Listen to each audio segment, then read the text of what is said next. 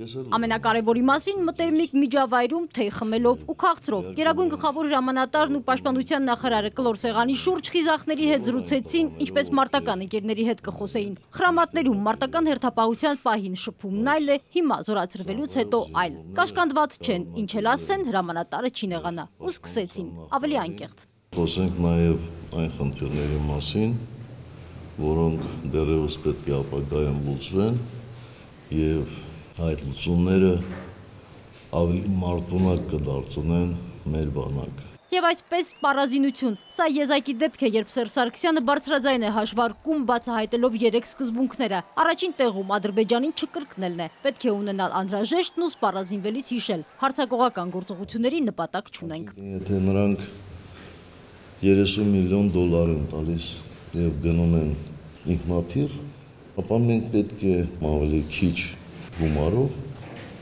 ձեռք բերենք հակաօդային պաշտպանության միջոց։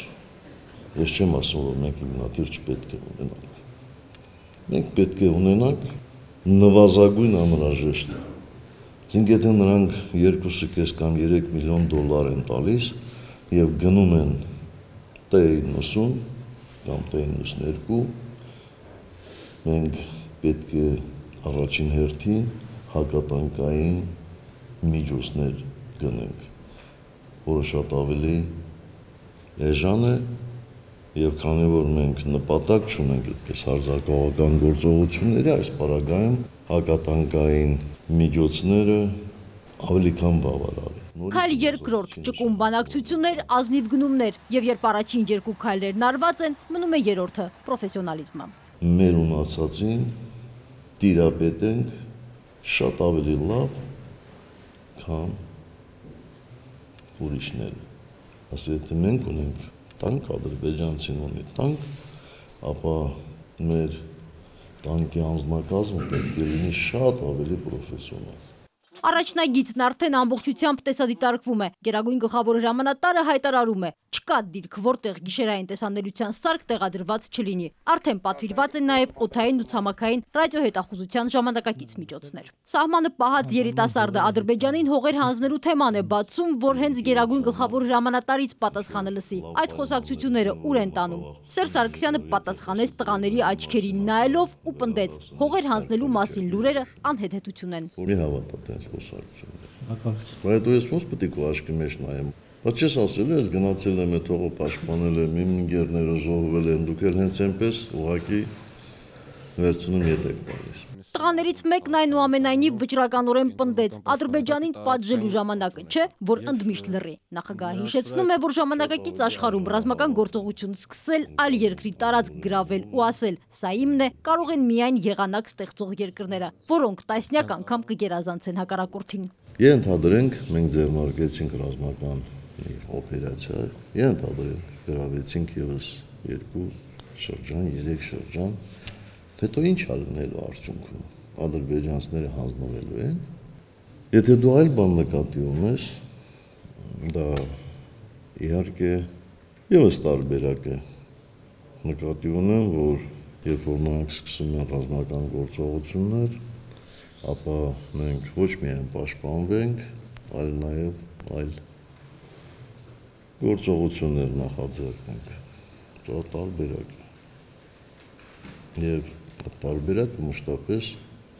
մեր կողմից դիտարկվում է։ Եթե ժամանակը գա, հասկանում ես, որ պարտադիր պետք է վերադառնաս ու շարունակես կռիվը, մինչև վերջ։ Հարություն, այնպես քո խոսքերը իրոք շատ ոգևորիչ են, եւ եթե մեր երիտասարդների կեսը, շատ չեմ ասում,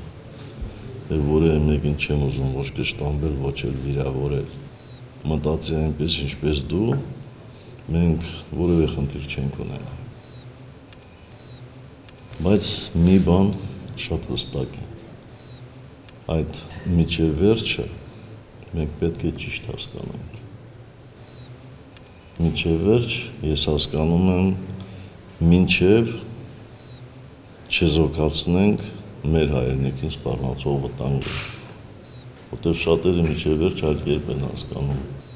թե դուք մեր երկրին պետք է ողջ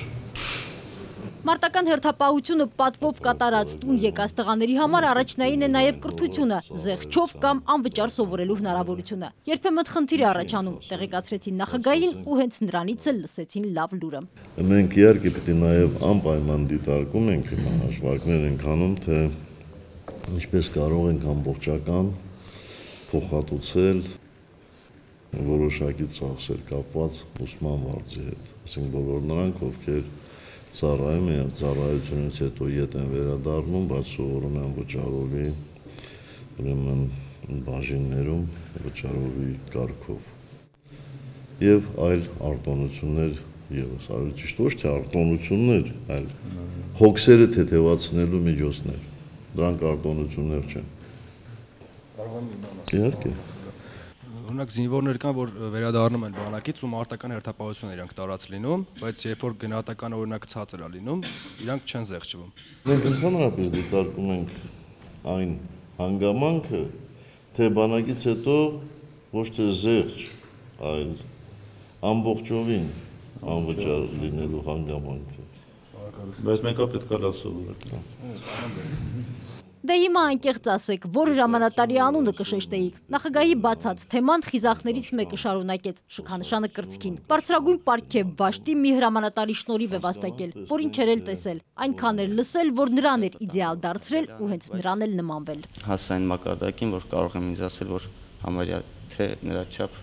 նրա պես դիրք եմ պահել։ Հերոսներին պետք է բոլորը ձգտեն նմանվել, նշեց նախագահն ու բազմաթիվ դեպքեր հիշեց։ Այսօր Մոնթե Մելքոնյանին ու Վազգեն Սարգսյանին ընկեր, մարտական ընկեր անվանողներից շատերը նրանց չէին էլ տեսել։